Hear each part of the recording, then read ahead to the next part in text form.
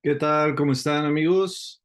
Bueno, por ahí ya tiene un ratito que no habíamos platicado y quería comentarles algunas cosas interesantes que están sucediendo en el mundo económico y algunas oportunidades que hay en general. Ya saben que esto que hago particularmente al público en general, trato de que no sea tan técnico. La intención es simplemente dar ciertas nociones, porque me preguntan de repente al respecto. Como siempre, debo aclarar que yo no soy economista, soy un analista técnico, es decir, que mi formación tiene más que ver con entender el comportamiento en los gráficos eh, en el corto y mediano plazo, no tanto en el largo plazo y no tanto en el asunto macroeconómico. Sin embargo, pues en el proceso aprendes algunos truquitos que son muy importantes y sobre todo por lo que vivimos recientemente con el tema eh, del bicho este que ocurrió a nivel mundial. Evito decir la palabra porque luego resulta que banean, pero ya saben de qué estoy hablando, que comenzó en el 2018, 2019. Eh, Recordarán que recortaron las tasas de interés en Estados Unidos y después la mayoría de los bancos centrales. ¿Y esto qué provoca? Pues provoca que el dinero se vuelva más barato. Eh, los bancos centrales normalmente están constantemente balanceando entre si hacer el dinero más barato o hacer el dinero más caro. Si el dinero se vuelve muy caro, se vuelve difícil de adquirir y entonces es muy probable que sea más difícil para las empresas adquirir créditos, que los créditos para los consumidores sean muy elevados y reducen sus consumos o se endeudan y tienen que pagar intereses muy caros. Entonces todo eso acaba provocando eh, que un menor consumo provoque una recesión, es decir, que las empresas empiecen a tener menores, menores utilidades con respecto al año previo o al cuatrimestre previo, etcétera, etcétera. El trimestre previo, perdón, normalmente son cuatro, se manejan en corto plazo en cuatro trimestres y luego hay ese gran número anual, ¿no? Entonces, cuando hay una recesión, lo primero que hacen las empresas es, en lugar de aguantar esas recesiones como debe ser, lo que hacen es cortar la nómina, empiezan a despedir gente. Entonces esas personas pierden empleo y entonces o se endeudan o tienen que bajar su nivel de vida. eh, o sea, todo es una cadena o un círculo negativo, ¿no? Que es lo contrario, cuando hay más producción, hay más empleos, bla, bla. Además es una teoría económica que no contempla todos los factores. No es una fórmula tan sencilla, hay muchísimas variables alrededor de todo esto, pero hay algunas cosas de lo que les estoy comentando que son muy prácticas de ver. Entonces, durante un periodo bastante prolongado, hemos tenido tasas en los bancos centrales muy altas. Esto es muy beneficioso para los que tienen inversiones, incluso simplemente en bonos del tesoro o certificados de tesorería de sus respectivos países, porque las tasas son muy atractivas para el inversionista. Pero para el que quiera adquirir un crédito para un carro, una casa, etcétera, pues los intereses son muy altos.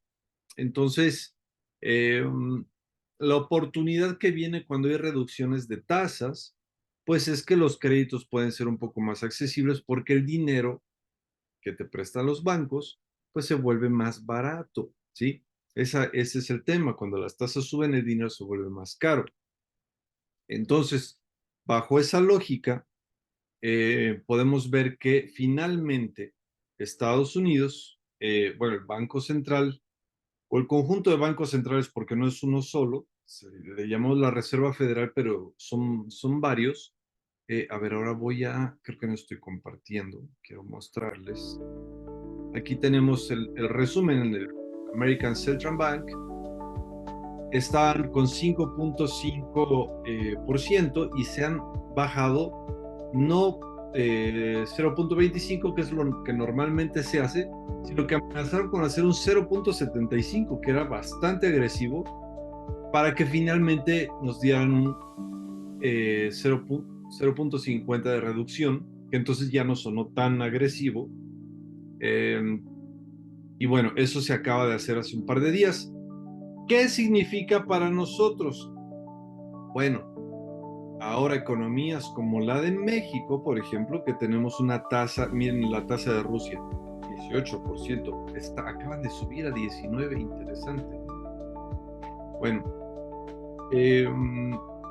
por acá estará México. Seguimos teniendo una tasa muy buena, pero sí se redujo en agosto, un 0.25. Se anticiparon a Estados Unidos. Seguramente en próximas fechas el Banco Mexicano también va a reducir otro 0.25 o un 0.50%. Y oye, Cristóbal, entonces, ¿por qué no es mejor invertir en las que te den mejores tasas como México? Sí, pero también podemos ver cómo las fluctuaciones que puede tener una moneda de un país en desarrollo como México, pues pasó, por ejemplo, de estar a prácticamente 17 pesos por dólar a estar a 20 pesos por dólar, lo cual es un 10-15% de devaluación en unas cuantas semanas. Ahorita se estabilizó como por 19, 20, 19, 30, algo así, pero pues eso no le pasa tan fuerte al de Estados Unidos porque es la moneda de mayor circulación a nivel mundial. Me parece que es como el 70-75% del dinero en el mundo son dólares. Entonces sigue siendo pues la tasa de referencia más importante. Seguramente vamos a ver cómo muchas reducen. Miren lo que muchos países están reduciendo. La libra esterlina quedó igual que el dólar americano, pero la estabilidad de la libra no es como la del dólar, es menor. Podemos ver, por ejemplo, el euro bajó sus tasas 3.65. Uf, bajaron bastante, solo hicieron en septiembre, hace 10 días. Estamos hablando de 35, 55 puntos. Entonces, ¿cuál sigue siendo más atractivo? Pues el dólar, pero de momento la noticia más cercana fue esta, entonces por eso está teniendo un impacto en los mercados. Al final, ¿qué significa esto? Que los grandes inversionistas, cuando suben las tasas de interés, como el gobierno nunca deja de pagar sus deudas, los Lannister siempre pagan sus deudas, aunque estén súper endeudados en Estados Unidos, digamos que es el instrumento de inversión a tasa fija más seguro del mundo. Seguro entre comillas, porque es dinero fiduciario. Finalmente es dinero que su base o su respaldo no es realmente oro como muchos piensan. Están basados más bien en el Producto Interno Bruto y varias cosas que son más abstractas, y al final lo único que ocurre es que siempre está en devaluación el dinero. La gente, por ende, en general, va reduciendo su capacidad de su poder adquisitivo, y eso pasa en todo el mundo. Nada más de que ahora está pasando que a los países del primer mundo finalmente les está alcanzando ese asunto, finalmente están sintiendo la devaluación del dinero, que es algo que los países en desarrollo y países tercermundistas conocemos desde que tenemos memoria, que nuestras monedas se devalúan. Bueno, ya le está pasando a las monedas fuertes y ya están empezando a tener más gente pobre que ya no puede mantener el nivel de vida que tenían antes. Entonces, ¿qué ocurre? Que para poder mantener las empresas que la gente les siga comprando, pues tienen que hacer productos a precios que la gente pueda seguir adquiriendo, aunque tengan que sacrificar calidad o características. Un ejemplo muy sencillo es el que ocurre precisamente con los autos o con las casas o incluso con los electrodomésticos como un refrigerador. No sé si han visto por ahí un video que enseñan todo lo que tenía un refrigerador que le vendían a la clase media y todos los aditamentos que tenían, que hasta para los quesos, que para las verduras, que esto, que el otro, y ahora son muchísimo más sencillos y los siguen vendiendo a precios que son pues un sacrificio en general para las personas, pero traen mucho menos, pagas cada vez más por menos. Con los automóviles pasa lo mismo. Los automóviles, yo creo que en unos 10 años, unos 15 años, ya no va a ser tan confiable el típico compro un auto y después, aunque se devalúe, pero lo voy a poder revender. Yo creo que va a empezar a pasar que ya no sean revendibles los autos, que se van a caducar completamente porque las partes con las que se fabrican cada vez tienen menor calidad, cada vez se descomponen más los autos, son más desechables en cierta manera. Bueno, más o menos ese es el asunto de la devaluación. Entonces, cuando esto ocurre, cuando hay recortes en las tasas, el dinero se vuelve un poco más barato, pero como las tasas ya no son atractivas, entonces los inversionistas fuertes dejan de meter su dinero a plazos fijos, a bonos de tesoro, y empiezan a decir, a ver, necesito poder ganar más, porque además hay otro factor que es la inflación, tenemos que ganar por encima de la inflación, entonces es cuando entramos otra vez a los mercados de riesgos, pueden pedir créditos para operar, para comprar bonos o contratos, por ejemplo, en el SP 500, que son las 500 empresas más importantes de Estados Unidos. Y miren lo que pasó el último mes.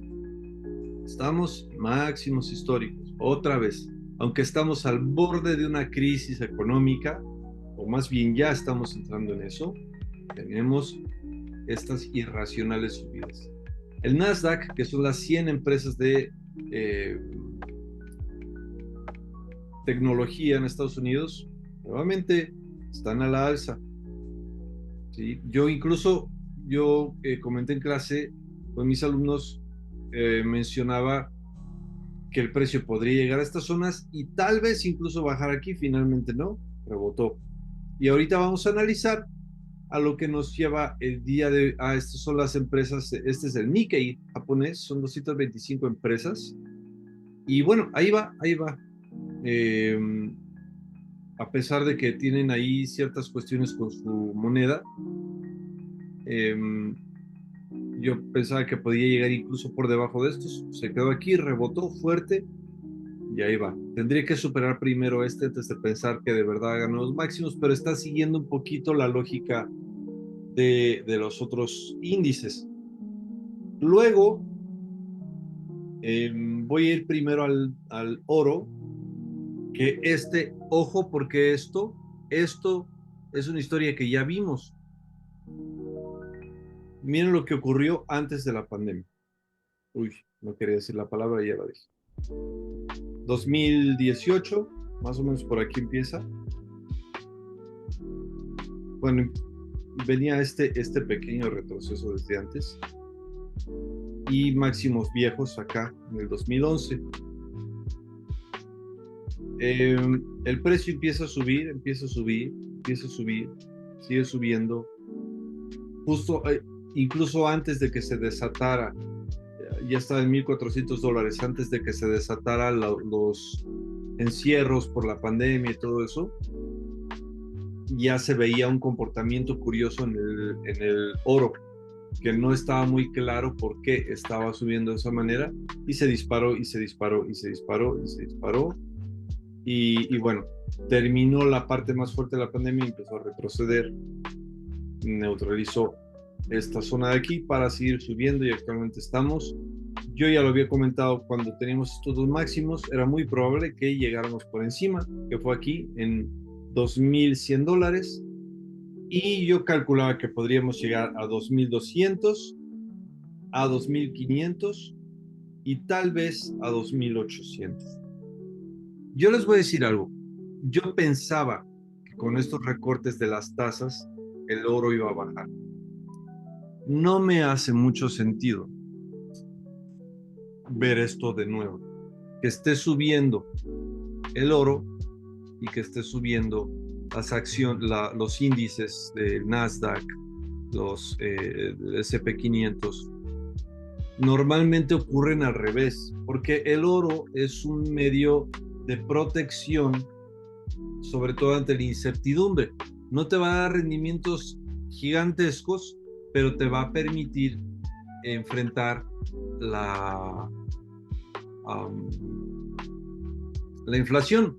Estaba yo viéndolo bien interesante. En 1900, con un lingote de oro, era más que suficiente para comprarte una buena casa. En 1950, el mismo lingote de oro era bueno para comprarte una buena casa. El día de hoy, un lingote de oro sigue siendo bueno para comprarte una buena casa. Es muy interesante porque no pasa lo mismo con el dinero fiduciario. El dinero que antes alcanzaba para algo ahora alcanza para menos y mañana alcanza para menos, y uno lo puede ver claramente en los recibos, cuando vamos al supermercado. Ahí es donde se nota que cada vez comprar lo mismo cuesta más. Luego sí hay pequeños aumentos en los salarios, ajustes por la inflación y todo, pero nos van comiendo, y entonces el oro se vuelve un refugio interesante. Y luego tenemos a un personaje más raro aún, que es el Bitcoin, más difícil de entender, pero que se ha convertido en el fenómeno del siglo XXI a nivel económico. Es una cosa muy extraña porque en su esencia es un sistema de valor deflacionario. Está diseñado el algoritmo de manera que tienda con el tiempo a aumentar su valor, no a disminuirlo.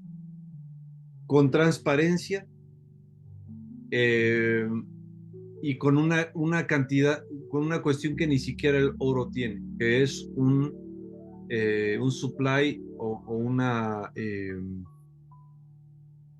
una oferta limitada. Hay 21 millones y nunca habrá más. Y hay como 4 o 5 millones que están desaparecidos, perdidos en carteras y que no se van a recuperar. Y eso es lo que tenemos. Entonces, con el tiempo solamente ha tendido a aumentar el Bitcoin. Podemos ver cómo estaba en 2015 a menos de 200, a 60, en 2015 está a $68. Hoy está a $64,000. Apenas 10 años después, vale lo mismo, pero con 3 ceros más a la derecha. Es una locura. No me voy a acordar ahorita el dato, pero aproximadamente estamos hablando de un 100,000%. Una locura. Una locura. Y bueno, de eso que hablar porque le hemos venido dando seguimiento. Cuando el precio estaba por acá abajo, hablamos de la subida con proyección a esta zona de acá arriba. No llegó. Aquí tuvimos ciertas señales que nos hicieron ver que el precio podría retroceder nuevamente. Por eso, alrededor de esta zona me volví a salir de mis posiciones. Luego el precio subió, hizo especie de banderilla. Yo volví a comprar nada más hasta que llegara a estas ciertas zonas y me volví a salir porque esperaba que finalmente fuera debajo de y tal vez incluso a esta zona. Actualmente ya no pienso que vaya a bajar más porque la presión bajista se acabó y además tenemos este recorte de tasas de interés. ¿Y qué pasó la semana pasada? Pues que el precio incluso desde antes se anticipó un poco y ya venía subiendo. Donald Trump en sus discursos es aparentemente pro Bitcoin, pro cripto, y además apoyado a Elon Musk, que también es un tipo que yo no creo que él crea tanto en cripto, pero es muy bueno para manipular el mercado a su favor en ese aspecto. Y bueno, por eso es que vengo comprando nuevamente a partir de, creo que por ahí de 58,000 compré, me volví a salir con ganancia nuevamente y después en 60,000 me he vuelto a posicionar. Entonces, nuevamente de aquí llevo ya, eh, y como les digo, no uso apalancamiento en esto, ya llevo casi un 10% en unos cuantos días. Eh, Voy a lo que le llaman spot, nada más, porque hay mucha volatilidad y quiero llevar este asunto muy tranquilo. Y nuevamente creo, de entrada creo que este lo va a tocar muy fácilmente. Vamos a ver cómo reacciona esta zona, 65,500, está casi encima de eso, pero creo que nos podemos ir ahora sí a buscar 75,000 y más allá. ¿Qué tanto más allá? Bueno, les voy a enseñar un truco que yo uso para proyectar. Son trucos, pues son patrones matemáticos, no son exactos siempre, pero sí ayudan mucho. Yo lo que voy a medir es de este alto a este bajo, que digamos que era lo que parecería que empezaba a hacer bajar el precio, que obviamente fue falso, fue simplemente un retroceso para un nuevo impulso. Entonces yo voy a agarrar esto, lo voy a usar como una mera regla, ahorita no se espanten con todos los números que van a ver.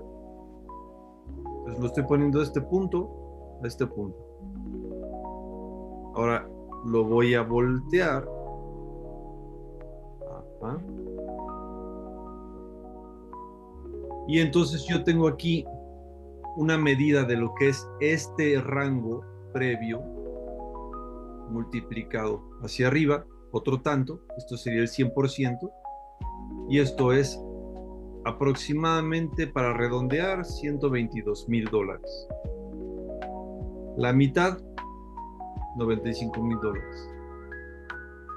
Entonces, eso es lo que yo espero, cuando menos, que podría ocurrir entre 2000, ¿en qué estamos? 2000, Dios mío, se me olvidó el año. ¿En qué año estamos? ¿2024 o 2025? No puedo creer que se me esté olvidando. Eh,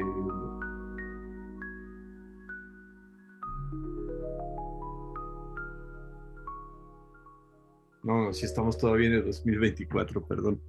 Eh, bueno, entre 2024 y 2025 creo que podría venir este movimiento. Creo que en corto sí puede venir por aquí encima. Eh, pero miren dónde estábamos. Vean esta circunstancia muy parecida que ocurrió por ahí del 2018. Este alto, este bajo, y esto que parecía que se nos regresaba y hizo tremenda cosa. ¿Sí? Voy a hacer esa misma medición aquí. Miren. Si lo pongo simplemente una proyección a 2, llegó de estar un máximo en 19,000 a estar en un máximo de 50, no, de 70,000, y prácticamente llegó. Si lo hubiéramos puesto simplemente en esta segunda, digamos, el 100, el 200, el 300, aquí en el 200, $53,000. Entonces, no es nada descabellado pensar que podía llegar acá, 175,000. ¿Por qué? Porque a diferencia de otras circunstancias en, en este ciclo de 4 años del Bitcoin, estamos viendo algo bien distinto, que es que ya hay ETFs para que al contado en Estados Unidos, que son instrumentos financieros con los que tú puedes comprar certificados de cualquier cosa, en este caso Bitcoin, hay ETFs del oro, de lo que sea, pero ya se aprobaron de manera legal, bajo regulaciones financieras internacionales y en Estados Unidos principalmente, que era la importante, ETFs de Bitcoin. Entonces, ¿eso qué significa? Que las empresas pueden tener posiciones en ETFs de Bitcoin antes de, digamos que con fines contables y de impuestos.